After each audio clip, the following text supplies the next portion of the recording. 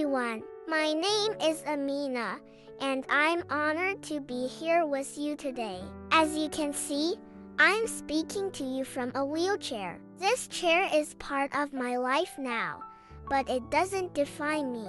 What defines me is the journey that brought me here, a story of unexpected beginnings, extraordinary kindness, and the mercy of Allah. I was told that my story began on the side of a dusty road. I was only a few hours old, wrapped in a thin cloth, and left there alone, vulnerable and crying. I don't know why my biological parents left me or what their circumstances were. Maybe it was poverty, fear, or something else entirely. Only Allah knows. But Allah had a plan for me, and His mercy found me through a kind stranger. That stranger was Yusuf.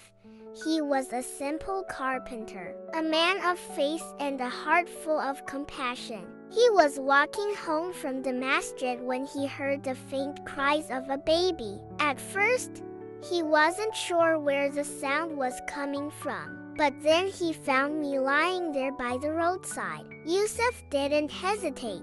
He picked me up, held me close, and carried me home. At home, Yusuf's wife, Khadija, was waiting for him. She had no idea what was about to happen. But when Yusuf walked in with me in his arms, everything changed. Yusuf and Khadija had been married for many years, but they couldn't have children of their own. They had been making dua, asking Allah for a child. When they saw me, they knew their prayers had been answered in the most unexpected way. Khadija took me in her arms, held me close, and whispered, "This is a gift from Allah." From that moment, they became my parents. They named me Amina, which means trustworthy, and raised me as their own daughter. Growing up, my childhood was filled with love and faith. Yusuf and Khadija didn't have much. They were humble people, but they gave me everything I needed.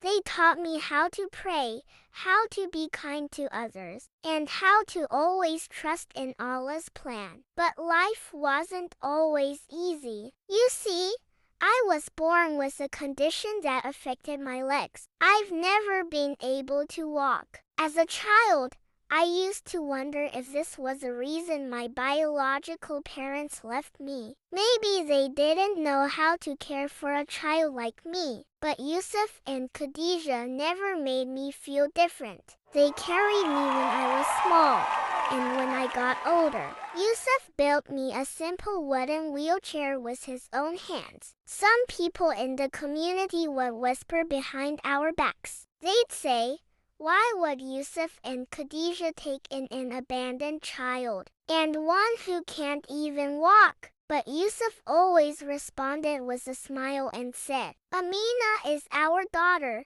not by blood, but by the will of Allah, and in caring for her, we are fulfilling our duty to Him." When I was 5, they told me the full story of how they found me. At first, I felt so many emotions: sadness, anger, confusion. I couldn't understand why my biological parents had abandoned me. But Yusuf sat me down and recited a verse from the Qur'an. "Did He not find you an orphan and give you refuge?" He told me, "Amina, Allah placed you in our care for a reason. Your parents gave you life, but Allah chose us to raise you. This is His mercy." Those words changed how I saw everything. I realized that my life was a gift, and the love I received from Yusuf and Khadija was a blessing I could never take for granted. As the years went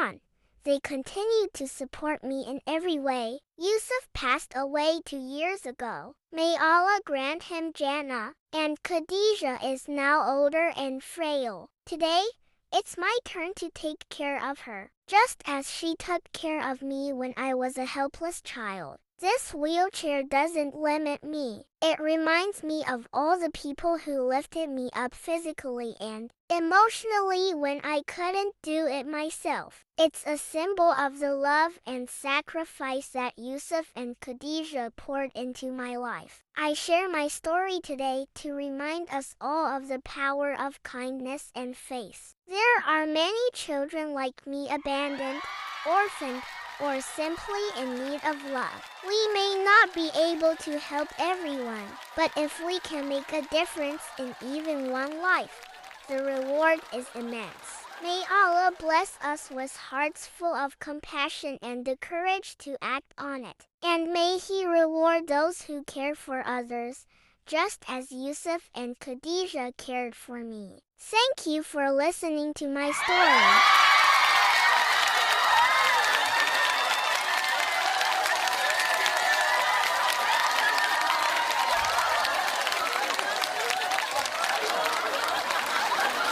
This is what I'm going to do for you.